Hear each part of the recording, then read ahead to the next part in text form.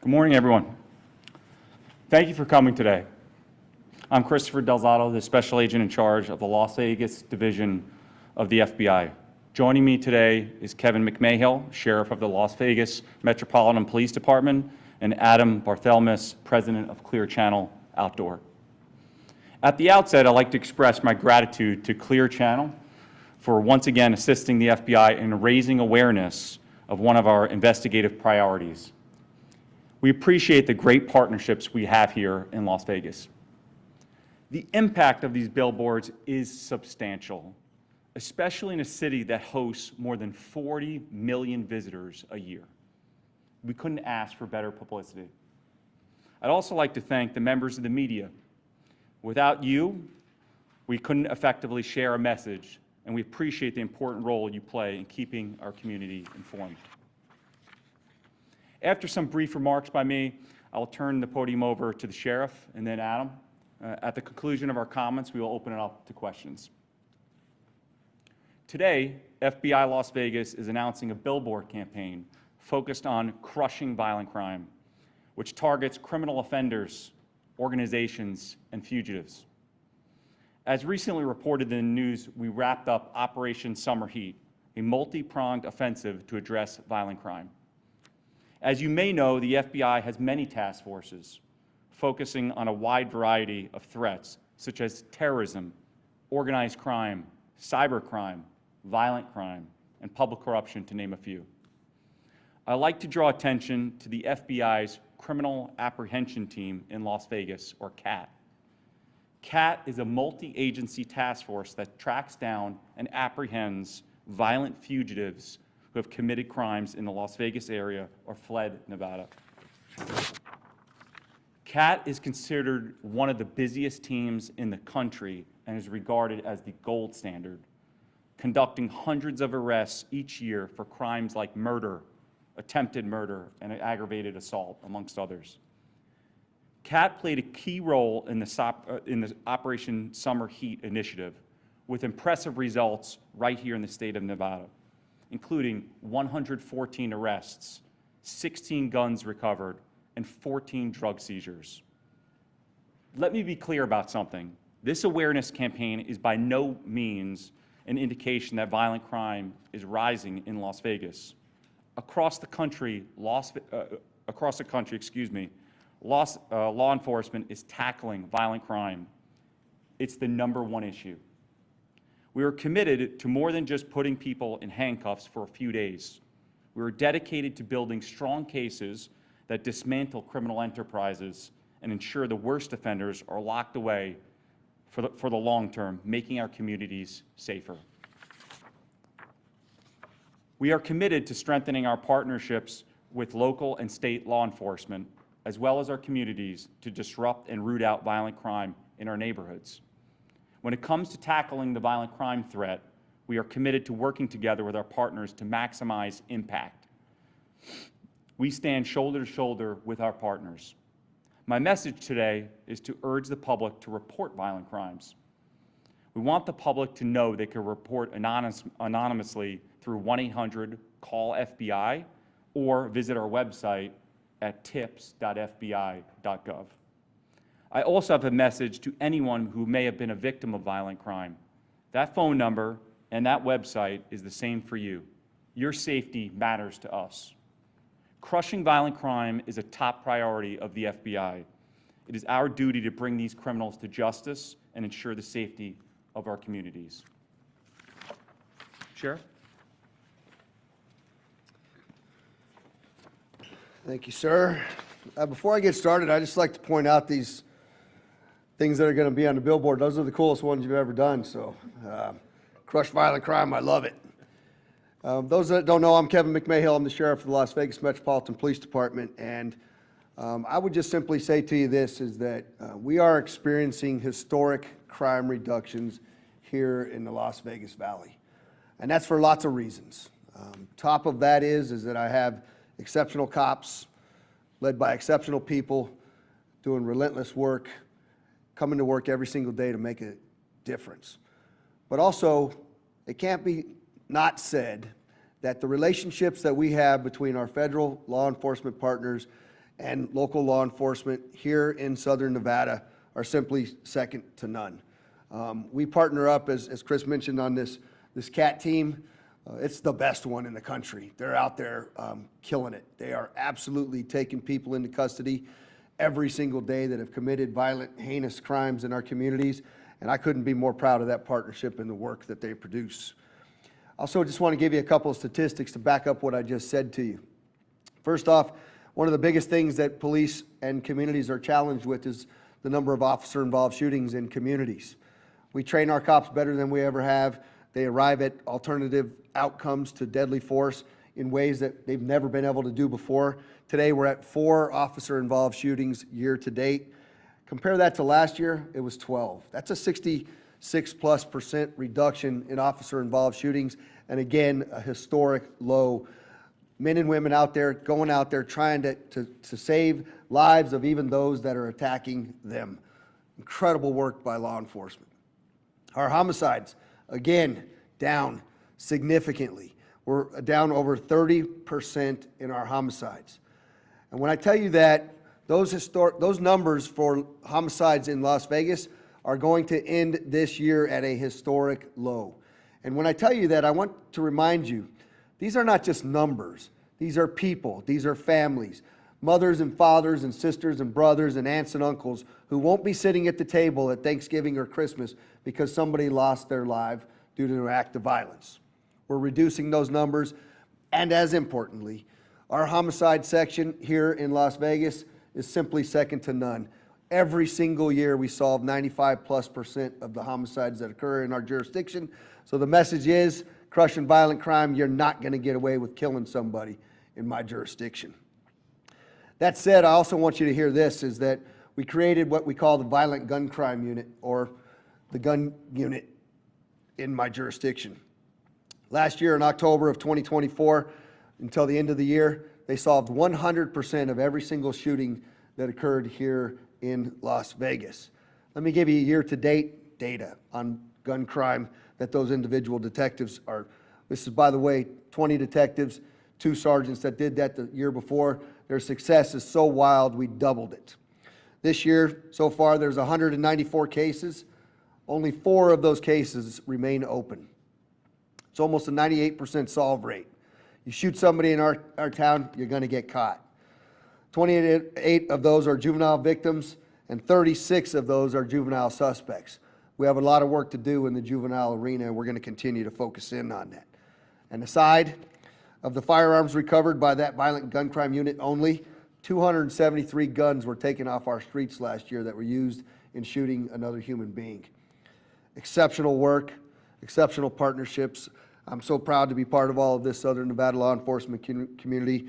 Thank you. And thank you, Adam, from Clear Channel, for your partnership, for what it is that you do to help us.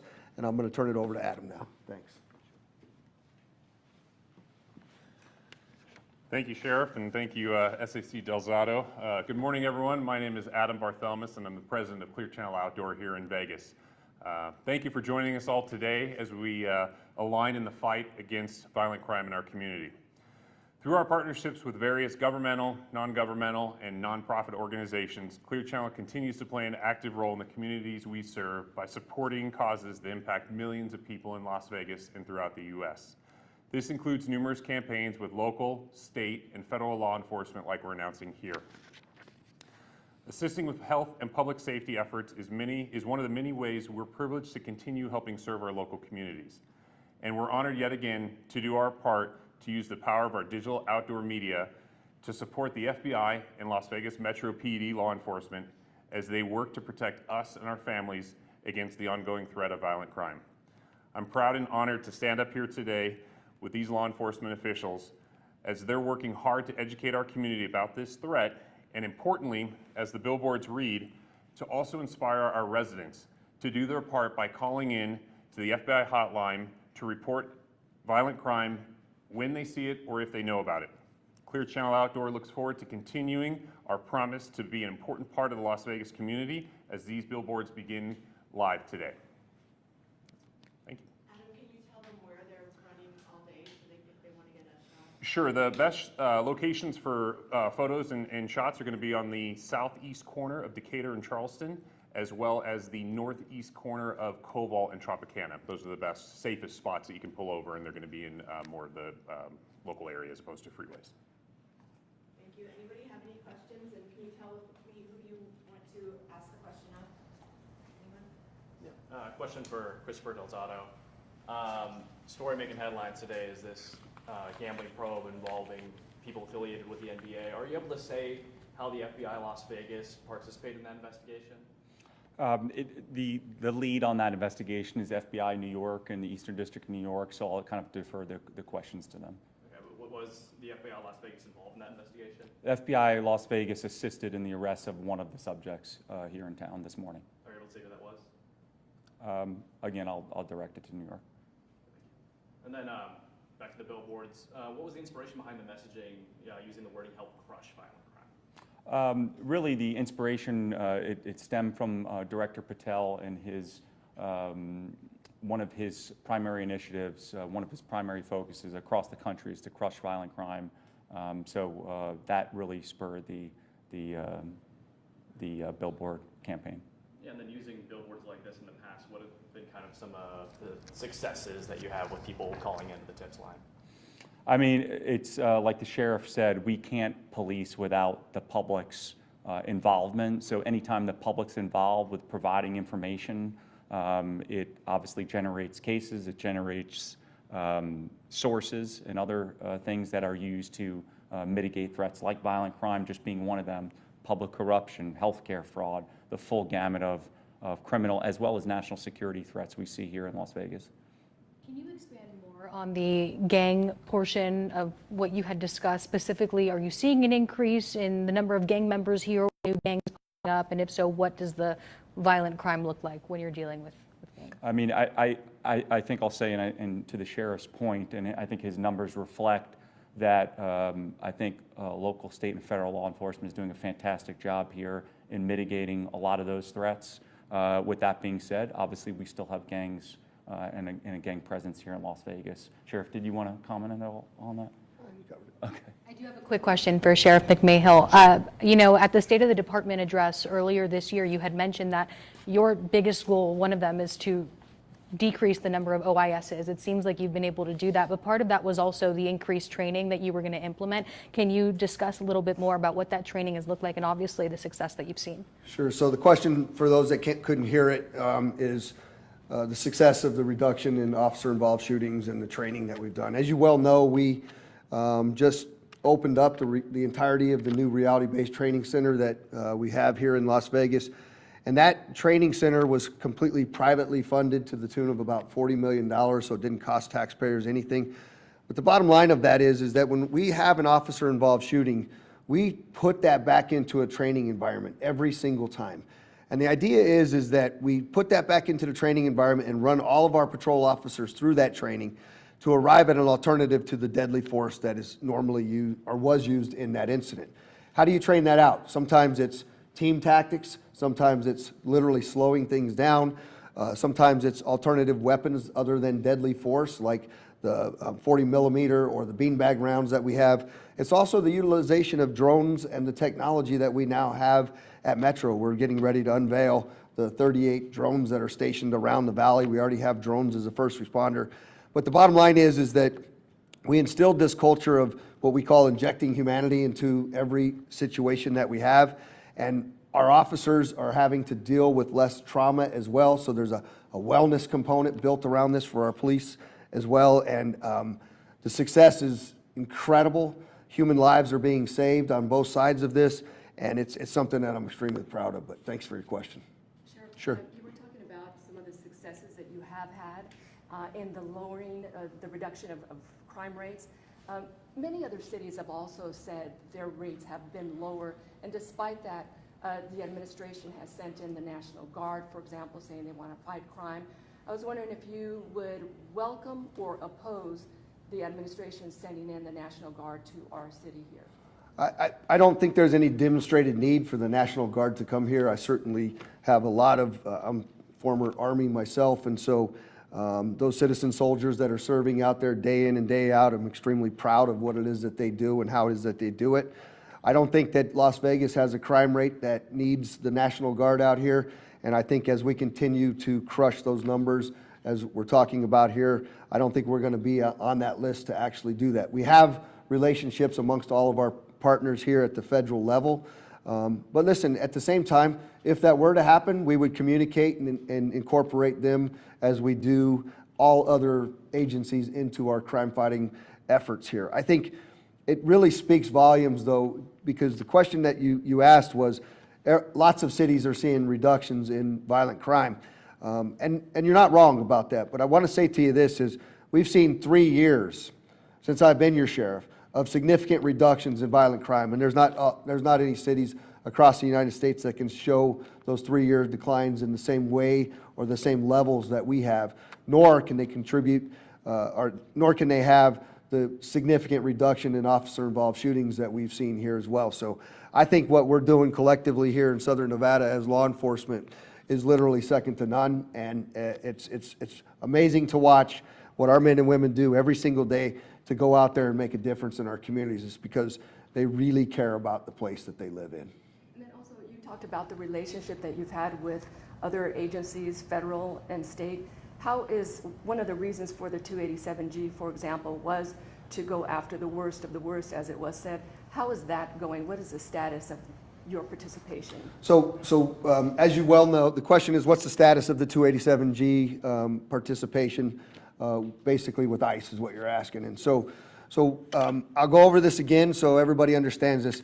Our participation with ICE at any level is all jail-based participation, meaning that if an individual is arrested for a domestic violence, a DUI, or any felony, and then the addition of the Lake and Riley Act charges that came about as an act of Congress to make it law, if they're foreign-born and they're arrested for one of those offenses into my jail, we make an ICE notification. Subsequent to an individual being released from the jail, we also make an ICE notification, and a judicial warrant can be served by ICE to hold an individual for up to 48 hours. We are currently in the process. We have completed the training that is offered by ICE to my detention officers. We are still waiting for ICE to actually officially acknowledge the existence of the training and move that forward. So we haven't actually held anybody 48 hours over yet, but ICE does do a daily pickup from our jail at the Clark County Detention Center, and they are taking some very some people that have been charged with very, very serious offenses, to include murder, shootings, child molestation, child pornography, and many, many other things. So the ICE is picking up people from the Clark County Detention Center today on a daily basis. Can you talk about the ACLU lawsuit against LVMPD regarding that and holding a person indefinitely, et cetera? The question is, can I talk about the ACLU lawsuit against Metro and the Clark County Detention Center? I'm not going to get too deep into the lawsuit for obvious reasons, but I will tell you that the individual that they are suing us over is no longer in custody of the Clark County Detention Center. We're going to wrap it up with one more question about the Billboard campaign. If there is another. I do have a question, but you haven't asked any, so go ahead. How many billboards are there? Is there the 2, or how many are we thinking about the valley? So we have over 80 valley-wide, and they're going to be spread periodically throughout the entire valley. The 2 that will be ongoing, just from a easier sake of photos and things of that nature, the 2 I can give you. And then just quickly, you know, obviously this initiative is new, so maybe we can see some short-term success here, but long-term, what is the goal to ensure that you are continuing to reduce these numbers? How will you do that? Well, I mentioned the CAT team earlier. We'll continually lean on teams like that to bring mitigation to any violent crime that we see here in Las Vegas. You know, kind of to foot stomp the success of that specific group that are subject matter experts in apprehending the most violent fugitives in the state. In the last year, so from October 1, 2024 to October 1, 2025, that team has arrested 380 violent offenders. So if you look at that annually, that's more than 1 arrest a day of a violent felon. So really want to foot stomp that team, and we'll continue to utilize those teams to bring that type of success going forward. Especially regarding that, could you just put it sort of in context? You were talking about the success rate. How does the Las Vegas area compare with other cities around the country or even in the western region? Has it seen really a significant decrease compared with some of those others? Is it right in line with it? I mean, like the sheriff said, his numbers speak for themselves. I mean, decreases 3 years successively in a row and significant decreases at that. So the numbers don't lie. So.